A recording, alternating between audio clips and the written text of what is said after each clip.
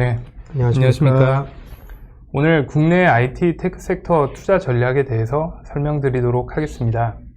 오늘의 전반적인 웹 세미나 순서 우선 설명드리도록 하겠습니다.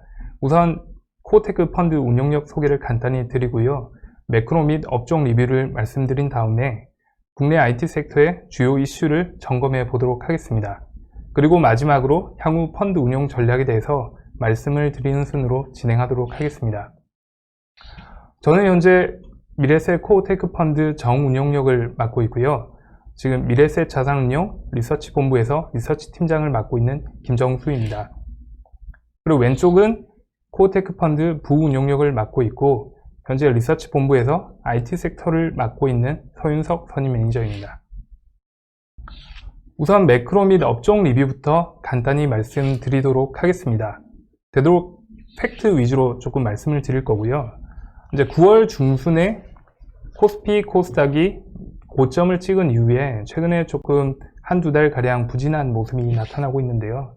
구체적인 숫자로 조금 살펴보시면 최근 한 달간 코스닥 같은 경우에 마이너스 4.2% 정도 하락하였습니다. 아래쪽에 다우존스라든지 S&P 500, 나스닥 같은 경우에는 상대적으로 주가 수익률이 양호하였는데요. 대신 7, 8월에는 한국이 상대적으로 미국 시장 대비 양호한 모습을 나타내었습니다. YTD로 보시면 코스피가 7.4, 코스닥이 20.6, 그리고 S&P 500이 7.3, 나스닥이 28.7% 정도 상승했으니까 YTD로 보면 한국과 미국이 비슷한 수익률 흐름을 나타내었고요.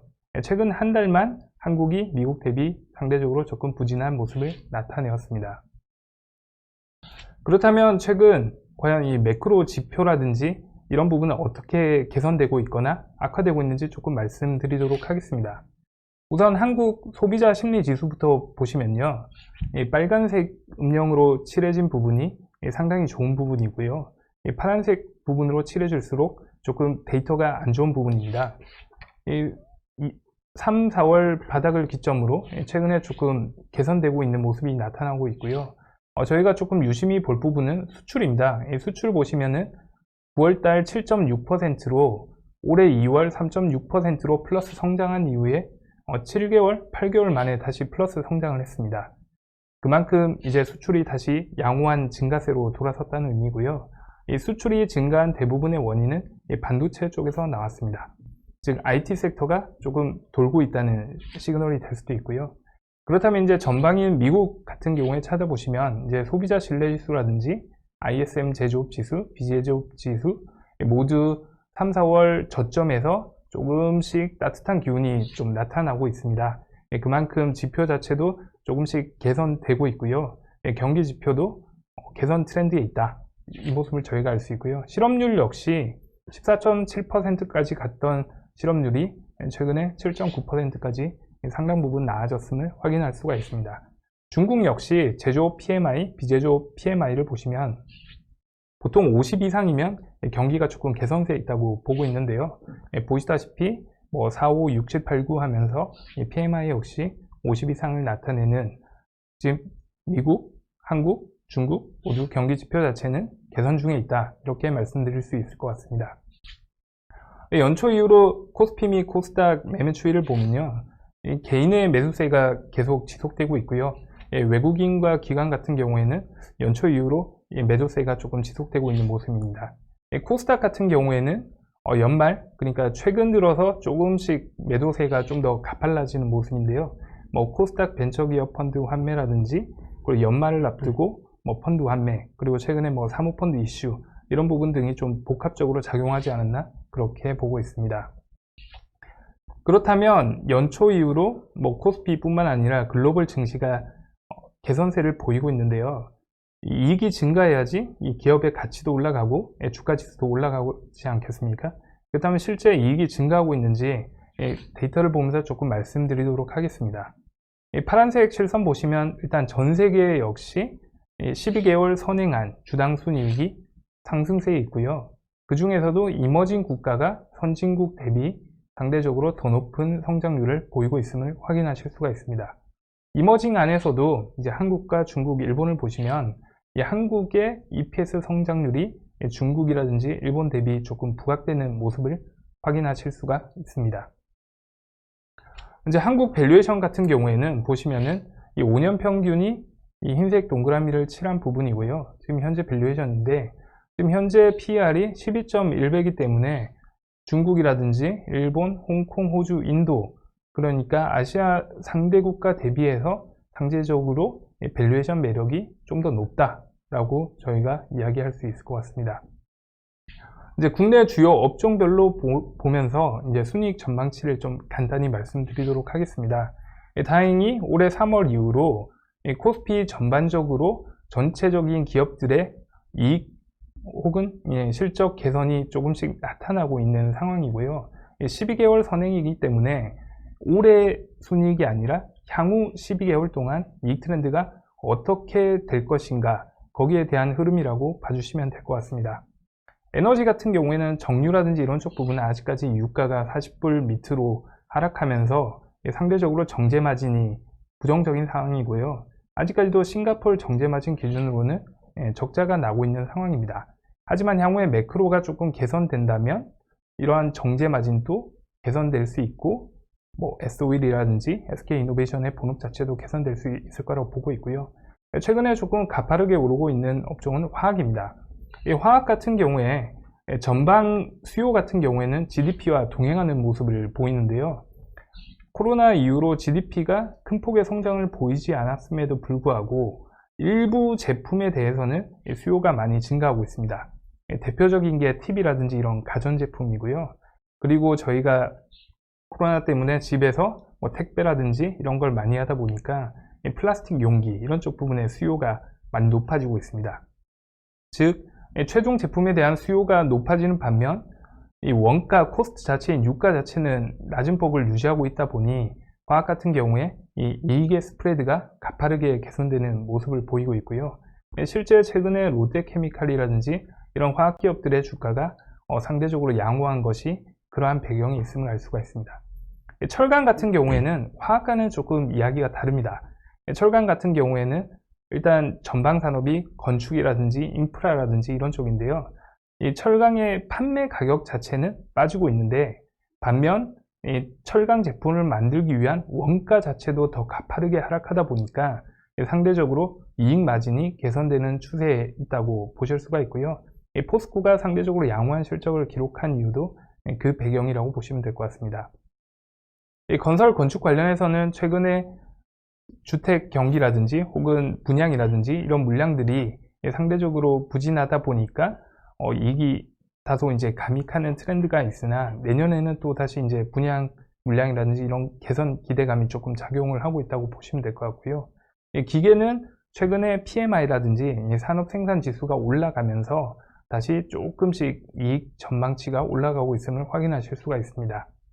지금 코로나 이후로 지금 글로벌 상사 물동량이라든지 운송 자체가 조금 개선되고 있고, 그리고 저희가 택배라든지 이런 부분을 많이 이용하다 보니까 물동량이 늘면서 운송 쪽 이익도 조금 개선되는 모습을 나타내고 있고요.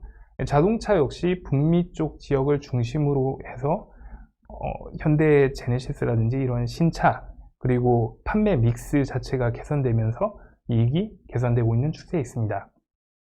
이 반면 화장품이라든지 호텔 레저라든지 이런 쪽 같은 경우에는 아직까지는 중국인 입국자 수가 상대적으로 큰 폭으로 줄어 있고, 그리고 입국하게 되면 2주간 자가격리를 해야 되기 때문에 상대적으로 관광객 수가 많이 줄었습니다. 그러다 보니까 화장품이라든지 호텔 레저 같은 경우에는 이익의 상승폭이 좀 상대적으로 둔화되는 모습이고요. 미디어 쪽 같은 경우에도 상대적으로 전방업체인 넷플릭스라든지 이런 쪽에서 드라마라든지 영화 같은 걸 제작을 많이 해야 되는데 이 코로나로 인해서 이러한 제작 자체가 딜레이 되거나 지연되다 보니까 상대적으로 이익 개선 폭이 좀 약해지는 상황입니다. 반면 헬스케어 같은 경우에는 좀 가파르게 성장하고 있는데요. 진단키트라든지 그리고 해외 의약품이라든지 이런 거를 위탁 생산하는 CMO 비즈니스 이런 쪽 부분에서 이익 개선이 나타나고 있고요. 은행 같은 경우에는 대출 성장률은 과거처럼 높진 않지만 지금 최근에 시장금리가 상대적으로 조금씩 오르고 있습니다. 그러다 보니까 예대 금리 마진 차이가 조금씩 개선되면서 이익이 좀 발생하고 있는 상황이고, 증권 같은 경우에는 저희 코스피나 코스닥 거래대금을 보시다시피 지금 엄청 활발하게 거래가 되고 있지 않습니까? 그러면서 신규 상장 기업들도 많이 늘어나면서 증권 역시 이익 추정치가 조금씩 상향되고 있습니다. 유틸리티 같은 경우에는 작년 기저 효과가 지금 상당히 크게 나타나면서 상대적으로 좀 개선 추세에 있고요. 지금 저희가 좀 주목해서 보고 있는 IT 섹터 같은 경우에는 IT 하드웨어, 반도체, 그리고 뭐 네이버라든지 카카오가 하는 소프트웨어, 그리고 통신 서비스, 이 네 부분 모두 이익 개선 추세가 급격하게 나타나고 있습니다. 여기에 대해서는 주요 IT 섹터 점검 이슈에서 좀 디테일하게 다루도록 하겠습니다. 여기서 저희가 말씀드리고 싶은 부분은 IT 쪽의 내년도 이익 전망치 역시 밝다, 그 말씀을 조금 드리고 싶습니다. 최근에 이익 전망 변화, 그러니까 향후에 이익이 얼마나 증가할 것인가, 그리고 주가 상승률을 보시면은 우선적으로 주가 퍼포먼스가 좋았던 부분은 은행, 철강, 운송 업종이고요. 내년도 이익 전망 변화가 조금씩 상향 조정되고 있는 섹터였습니다. 반면에 이익 전망이 내년도에 조금씩 상향 조정되고 있음에도 불구하고 주가가 상대적으로 덜 오른 반도체라든지 아니면 오히려 빠진 IT 하드웨어 같은 경우에는 저희가 조금 주목해서 볼 필요가 있다고 생각하고요. 향후에 상대적으로 덜 오른 주가가 다시 제자리를 찾아가는 과정으로 가지 않을까, 그렇게 보고 있습니다. 미국도 보시면 이게 최근 한 달간의 주요 섹터 그리고 종목별 수익률 변화인데요. finviz.com에서 확인하실 수가 있습니다. 최근 한 달간 보시면 미국도 마이크로소프트라든지 애플, 인텔 이런 빅테크 종목들의 조정이 상대적으로 컸었고요. 반면에 은행이라든지 산업재라든지 혹은 레저 엔터라든지 그동안 덜 올랐던 종목들, 그리고 저 PER, 저 PBR, 가치주 반등의 로테이션이 상대적으로 높게 나타나는 모습을 보셨습니다. 한국 역시 비슷한 흐름이 나타났고요. 그러다 보니까 저희 코어테크 펀드 수익률 같은 경우에 설정 이유는 그 코스피 대비해서 11% 가까이 아웃퍼폼했고 연초 대비해서도 10% 이상 아웃퍼폼하고 있지만 최근 한 달간은 이러한 가치주 로테이션으로 인해서 상대적으로 수익률이 조금 부진했습니다. 하지만 엊그제부터 이러한 로테이션이 조금 마무리 단계에 접어들면서 다시 IT라든지 헬스케어 이런 성장주 중심으로 다시 조금 흐름이 돌아오고 있고요. 수익률은 최근 2, 3일간은 조금 급격하게 개선되고 있는 모습을 보이고 있습니다. 지금 현재까지 코어테크 펀드 같은 경우에는 대형주 비중이 63.5%로 중소형주 대비 조금 높게 유지를 하고 있고요. 연말로 가면서 중소형주의 수급이라든지 주가의 변동성 자체가 높기 때문에 되도록이면 대형주 비중을 조금 높게 유지하려고 하고 있습니다. 코스피 대 코스닥 보시면 코스피 비중을 상대적으로 좀 높게 가져가고 있고요. 이렇게 하면서 수익률의 변동성을 조금 관리하고 있다, 그렇게 봐주시면 될 것 같습니다. 주요 서브 섹터별로 보시면 여전히 반도체, 특히 메모리, 삼성전자, 하이닉스 같은 쪽을 선호하고 있고요. 내년도 1분기를 바닥을 기점으로 해서 이제 다시 상승세로 진입하지 않을까, 그렇게 보고 있고, 친환경차라고 함은 전기차라든지 수소차 쪽입니다. 이쪽에 대한 내년도 성장, 내년뿐만 아니라 구조적인 성장 주목하고 있고요. 최근에 내년도 반도체 경기가 다시 개선세에 진입하면서 이 전방업체들의 설비 투자가 조금 큰 폭으로 증가할 것 같습니다. 그래서 반도체 장비 쪽도 유심히 보고 있고요. 자동차 업종 같은 경우에도 자율주행이라든지 부품 쪽, 그리고 수소차 이쪽 부분에서 조금 좋게 보고 있습니다. 그래서 보시면은 이 해당 섹터에 대해서 보시는 섹터에 대해서 좀 비중을 높게 유지하고 있고요. 주가 퍼포먼스도 이쪽 섹터가 상대적으로 양호했다, 그렇게 봐주시면 될 것 같습니다. 이어서 국내 IT 섹터 리뷰 및 주요 이슈 점검에 대해서 소윤석 선임이 설명을 드리도록 하겠습니다. 네, 안녕하세요. 소윤석입니다. 사실 오늘도 그랬지만 최근에 주식시장 변동성이 커지면서 이제부터는 좀 해안을 갖고 미시적 거시적으로 좀 내년에 대한 종목 스크리닝이 좀 필요한 시점인 것 같은데요. 근데 테크 안에서 내년에도 추가 성장이 나올 수 있는 매력적인 서브 섹터가 상당히 많은 상황입니다. 제가 그래서 그 섹터별로 조금 업황을 점검하고자 하는데요. 우선 반도체 업종입니다. 사실 그 코로나 때문에 가장 타격이 컸던 업종이기도 한데요. 사실상 2020년에는 저희가 반도체 업종에 좀 개선을 기대를 했지만, 물론 상반기에는 서버 업체들이 수요가 있었기 때문에 어느 정도 선방을 했지만 그 수요가 끊기면서 하반기부터 가격도 급락하는 모습을 보였습니다. 근데 조금씩 변화가 감지되고 있는데요. 일단은 그 전방업체 재고 수준이 점점 헬시해지고 있는 상황이고요. 그리고 이제 내년에 대한 디램 수요와 공급 그로스를 봤을 때 수요 그로스는 한 10% 중후반 정도 나올 것 같습니다. 근데 반면에 공급은 한 10% 중반 정도를 예상을 하고 있는데요. 사실상 공급과 수요가 1%만 차이가 나도 가격은 급등하는 모습을 저희가 관찰할 수가 있을 겁니다. 그래서 내년 상반기, 특히 1분기를 바닥으로 해서 2분기부터는 반도체 가격의 상승을 저희는 예상을 하고 있고요. 그리고 앞에 차트를 보시면 상당히 재밌는 그림이 있습니다. SK 하이닉스라는 반도체 메이커 업체의 월 평균 주가와 그리고 메모리의 월간 수출액 YOY 데이터인데요. 상관관계가 거의 1에 가까울 정도로 상당히 유사한 모습을 보이고 있습니다. 근데 이 동그라미 쳐진 이 세 구역을 보면 일단은 주가가 먼저 기대감에 의해서 먼저 상승을 하고 1, 2개월 뒤에 월간 수출액 YOY 데이터가 따라 올라가는 모습을 볼 수가 있습니다. 근데 이러한 모습을 저희가 아마 내년 2분기에는 충분히 관찰할 수가 있다고 보는 게, 아까 앞서서 말씀드린 바와 같이 전방업체들의 재고 수준이 많이 낮아졌고요. 그리고 코로나 때문에 억눌린 수요가 정상화되면서 2분기부터는 점차 개선이 될 거로 보고 있기 때문에 YOY 수출 데이터가 2분기부터는 좋을 것 같다고 판단을 하고 있습니다. 그러면 한 개 또는 두 개 분기 앞서서 주가는 먼저 움직이는 경향이 있기 때문에 지금부터 조금씩 반도체 업종에 대해서는 관심을 갖고 대응을 해야 된다라고 저희는 생각을 하고 있습니다. 그리고 이제 반도체 장비 쪽인데요. 아까 앞서서 이제 김정수 팀장이 말한 것처럼 내년에는 반도체 장비 투자가 상당히 많을 것 같습니다. 그 이유가 아무래도 올해는 코로나 때문에 삼성전자나 SK 하이닉스 같은 반도체 메이커들이 계획해놨던 투자 계획을 모두 딜레이 시켰습니다.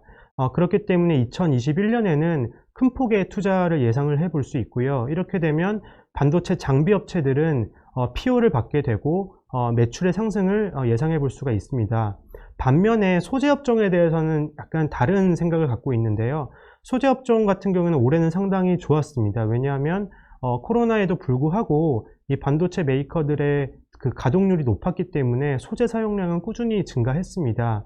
하지만 내년을 봤을 때는 올해 워낙 좋았다 보니, 물론 내년에도 실적 성장은 나오겠지만 그 성장 폭에 대해서는 다른 반도체 장비 대비해서는 높지 않기 때문에 주가 측면에서 봤을 때는 상대적 매력이 반도체 장비 쪽이 더 크지 않을까, 저희는 그렇게 판단을 하고 있고요.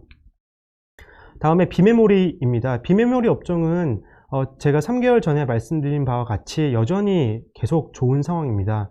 여기 파운드리 1위 업체 TSMC의 제가 월 매출액을 쭉 그려봤는데요. 지난 9월에도 역대 사상 최고치를 경신을 했습니다.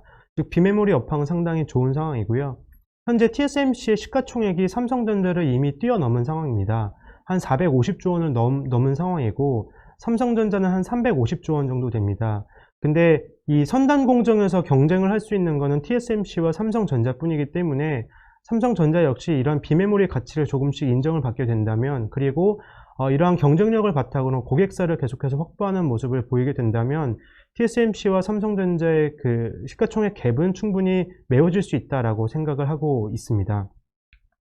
그리고 이 가동률을 보더라도 코로나 이슈가 있음에도 불구하고 80% 이상을 유지하는 지금 높은 가동률을 계속해서 유지하고 있는 걸 보면 업황이 상당히 긍정적이다라고 볼 수 있고요.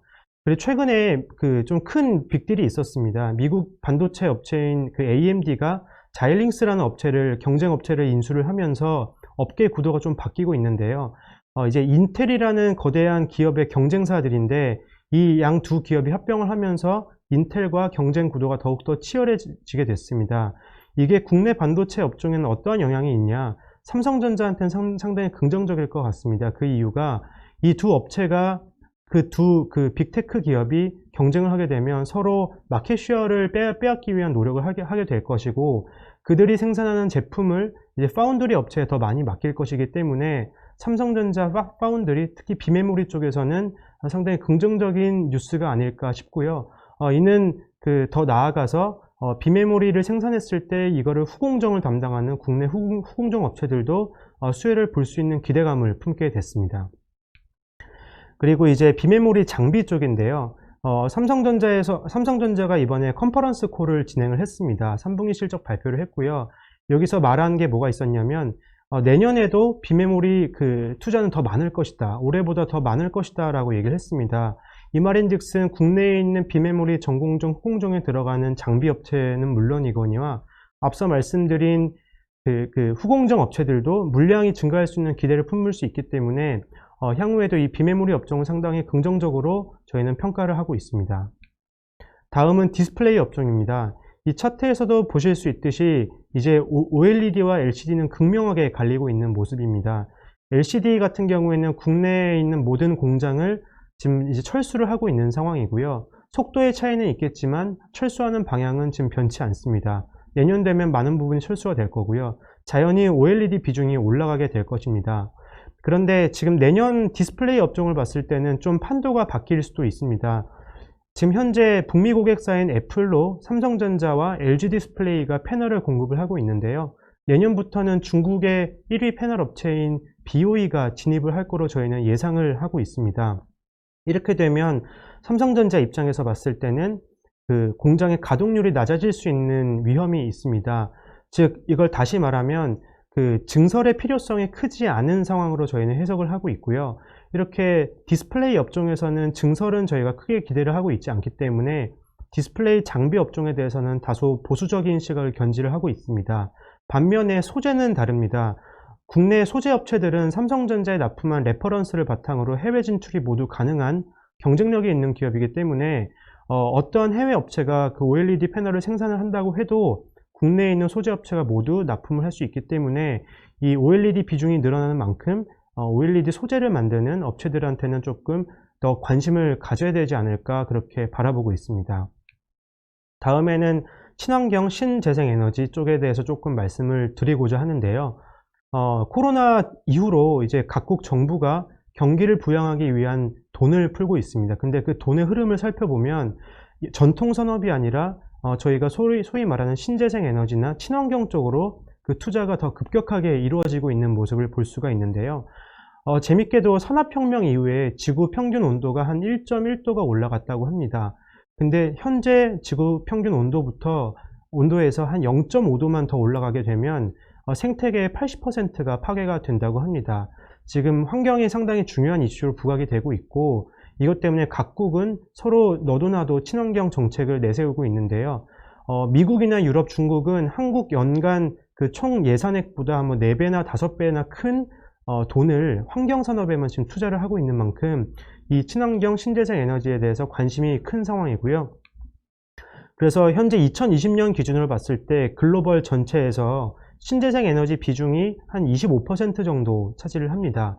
근데 현재 글로벌 정책을 종합해 봤을 때 2035년에는 그 비중이 한 3배에서 4배 큰 80% 이상 정도 차지를 할 거로 예상을 하고 있고요. 이게 현실화 되려면 투자가 불가피하게 됩니다. 이게 가능한 이유는, 그리고 이게 지금 최근 대두되는 이유는 뭘까를 생각해 보면 이 발전 단가를 보시면 이해가 될 텐데, 예전에는 풍력이나 태양광 같은 신재생 에너지의 발전 단가가 높았는데 최근에는 이 단가가 석탄이나 원자력 같은 전통 발전원과 그 단가가 유사해지면서 각국 정부가 이 산업에 돈을 투자할 명확한 근거가 생긴 상황이라고 보시면 될 것 같습니다. 대표적으로 수소 쪽을 들 수가 있는데요. 수소차를 말씀드리면 현재 현대차가 지금 수소차를 공격적으로 생산을 하고 있습니다. 현재는 1만 대 정도 생산이 되는데 이제 2030년에는 50만 대까지 이거 생산량을 늘릴 공격적인 계획을 갖고 있고요. 이렇게 되면 현대차가 수소차를 만들었을 때 거기에 부품을 납품하는 여러 업체들이나 수소 저장 장치를 만드는 기업들이나 여러 관련 밸류체인들이 계속해서 이제 수혜를 볼 수 있을 것이기 때문에 지금 단계에서 주가가 많이 올라서 부담스러울 수도 있지만 앞으로의 산업 성장성을 고려해 봤을 때는 여전히 초입 구간이다라고 생각을 하고 있고요. 두 번째 2차 전지입니다. 워낙 잘 아시는 분야이기도 한데 전기차는 계속해서 나올 예정이고요. 중국은 이제 2030년까지 아예 내연기관 차를 만들지 않겠다는 공격적인 선언을 한 만큼 지금 전기차에 대한 상당히 관심이 많습니다. 지금 국내에 있는 셀 메이커 업체, 예를 들어 삼성 SDI, LG화학, SK이노베이션 같은 회사들이 이제 경쟁력을 갖고 2차 전지 생산을 본격적으로 할 거로 예상이 되기 때문에 관련 밸류체인에 대한 수혜는 지속될 것이다라고 보고 있고요. 그리고 이제 2차 전지 메이커들도 그 중대형 전지, 즉 그 전기차로 들어가는 배터리에 대해서 이제는 돈을 벌기 시작했습니다. 돈을 벌기 시작한 만큼 시장의 관심도 더욱더 커질 거로 보고 있고요. 그리고 여전히 2차 전지는 수급이 타이트한 상황입니다. 앞으로 점점 더 전기차는 많아지고 2차 전지에 대한 수요는 많아질 건데 이거를 공급할 수 있는 업체는 상당히 제한적이기 때문에 수급은 계속해서 타이트해질 거고 이는 저희 그 주가에도 상당히 긍정적으로 영향을 줄 거로 판단을 하고 있습니다. 이 밖에도 풍력이나 그리고 수소 발전 등에 지금 정부가 적극 투자를 하고 있고요.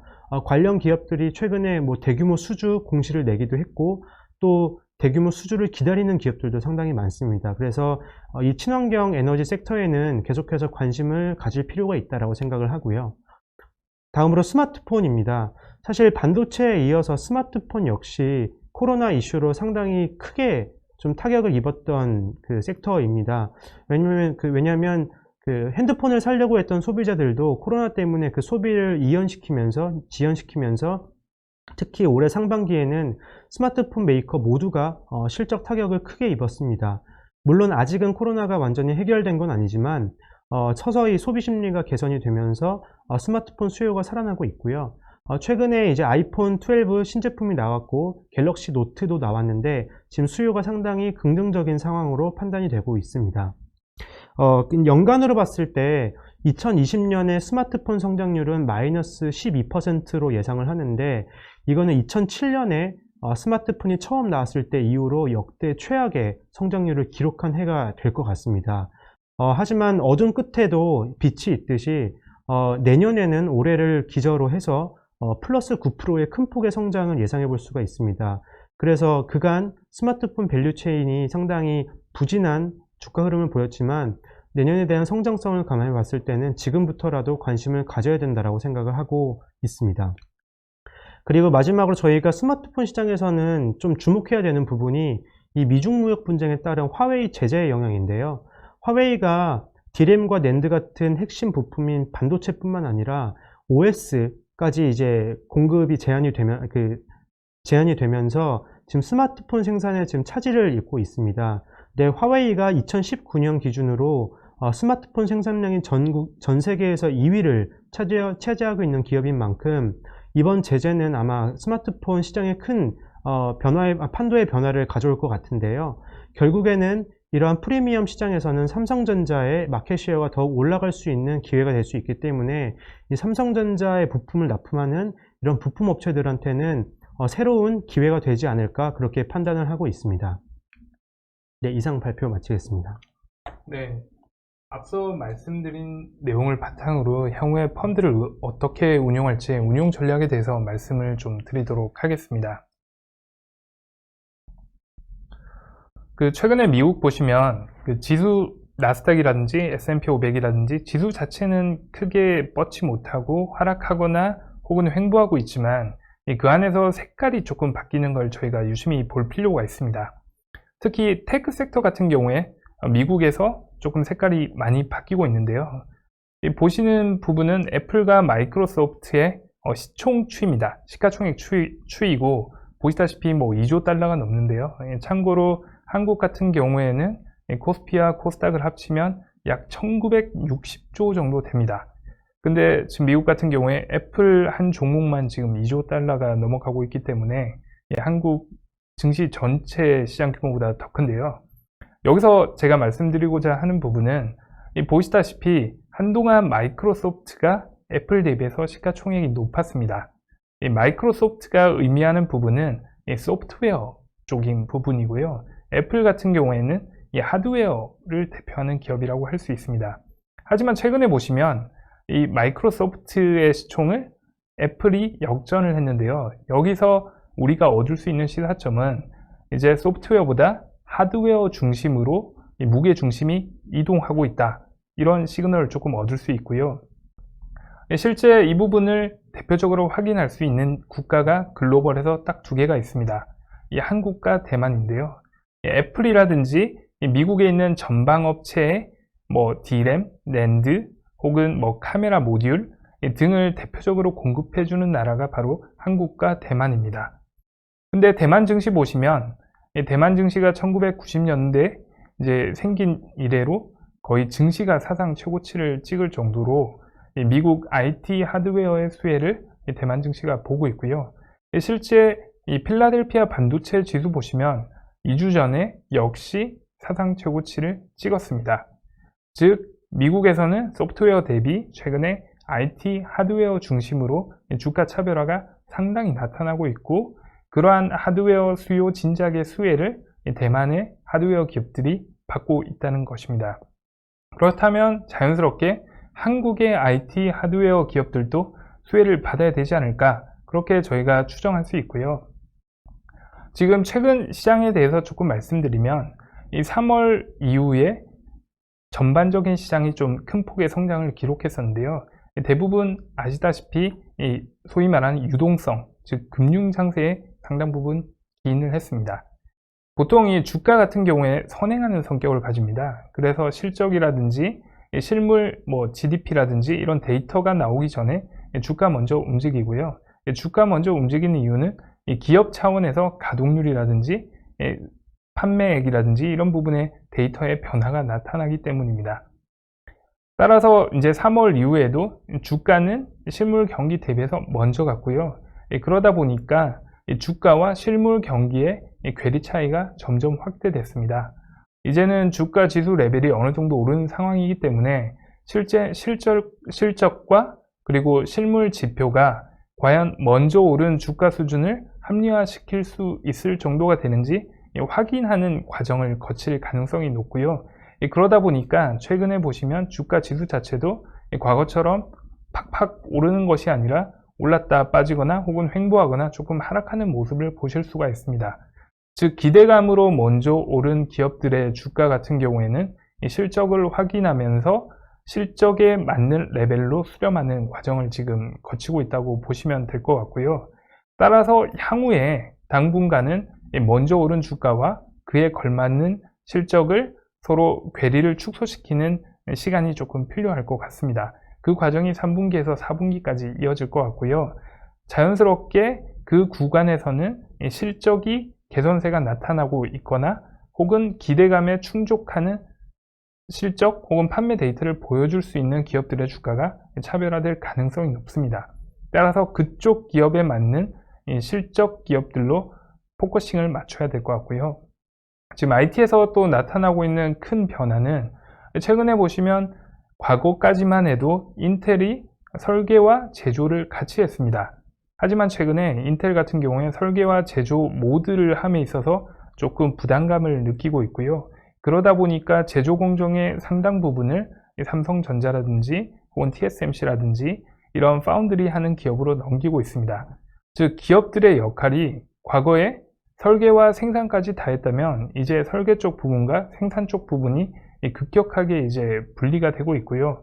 그렇게 된다면 어떻게 보면 글로벌에서 가장 생산을 잘한다 혹은 생산하는 첨단 공정을 가지고 있는 기업들이 수혜를 받을 가능성이 높습니다. 삼성전자가 이 비메모리 쪽 파운드리에서 대표적인 역량을 지금 가지고 대규모 투자를 통해서 점유율 회복에 나서고 있고요. 두 번째는 생산지 측면입니다.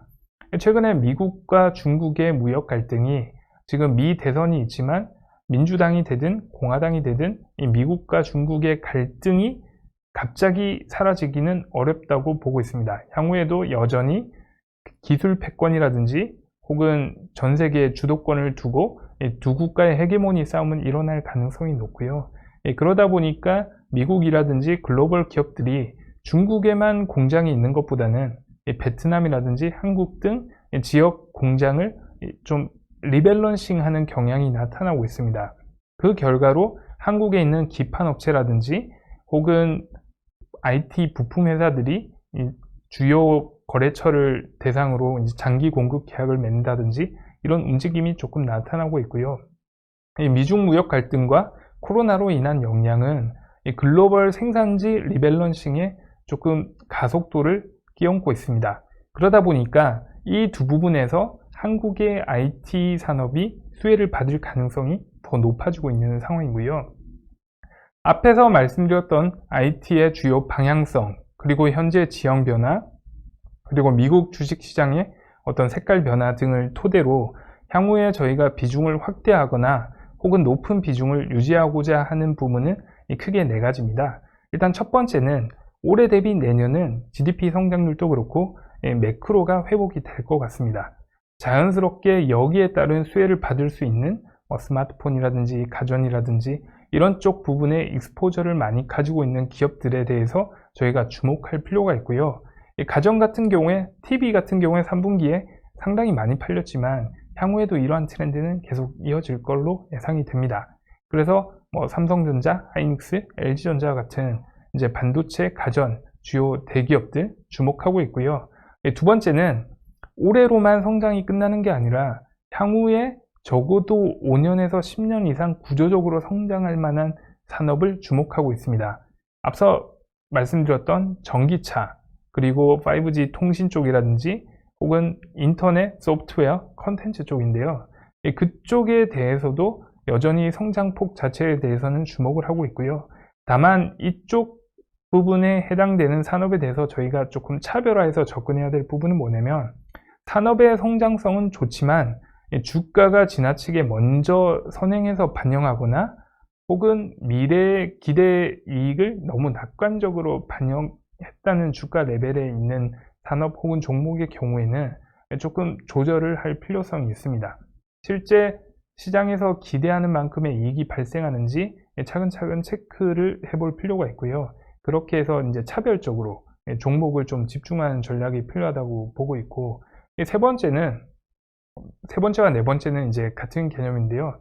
지금 전 세계 매크로 자체가 좋지 않다 보니까 지금 대규모의 투자를 하거나 혹은 이 수요를 진작시킬 수 있는 부분은 딱 두 곳밖에 없습니다. 하나가 이제 국가, 정부고요. 다른 하나가 이제 대기업들인데, 우선 정부부터 말씀드리면 지금 한국뿐만 아니라 미국, 유럽 등이 지금 신재생 에너지에 상당 부분 포커스를 두고 대규모 투자를 하고 있습니다. 그만큼 이쪽 신재생 에너지 섹터의 경우에는 앞에서 수소라든지 풍력이라든지 여러 가지를 말씀드렸지만 이 구조적으로 정부의 투자가 집중될 수밖에 없는 섹터고요. 자연스럽게 이쪽 부분에서 진입장벽을 가지고 기술적 헤게모니를 가지고 있는 기업들은 수혜를 받을 수밖에 없습니다. 따라서 이쪽 부분에 역시 주목을 하고 있고요. 마지막 네 번째는 삼성이나 하이닉스 같은 대규모 기업들이 조단위 투자를 통해서 수혜를 받을 수 있는 부분인데요. 지금 삼성전자라든지 하이닉스 모두 비메모리 쪽에 대한 성장성에 주목하고 있고 이쪽에 대규모 투자를 하고 있기 때문에 이 비메모리 관련 기업들이라든지 그리고 내년 같은 경우에는 D램도 물론 좋지만 낸드 쪽 부분의 투자가 좀 더 주목을 하고 있습니다. 그래서 낸드 관련 익스포저를 가진 기업들, 이런 기업들로 저희가 조금 포트폴리오를 집중시켜서 그리고 해당 섹터 내에서 가장 수혜를 받을 수 있는 기업들로 집중 투자한다면 조금 더 긍정적인 흐름이 나타나지 않을까, 그렇게 보고 있습니다. 저희 코어테크 펀드 상품 개요는 지금 보시는 부분을 참고해 주시면 될 것 같고요. 그 밖에 리스크 관리 및 투자 위험, 그리고 컴플라이언스 노티스도 참고해 주시면 될 것 같습니다. 오늘 긴 시간 관심 기울여 봐주셔서 감사하고 다음에 또 더 좋은 컨텐츠로 찾아뵙도록 하겠습니다. 감사합니다.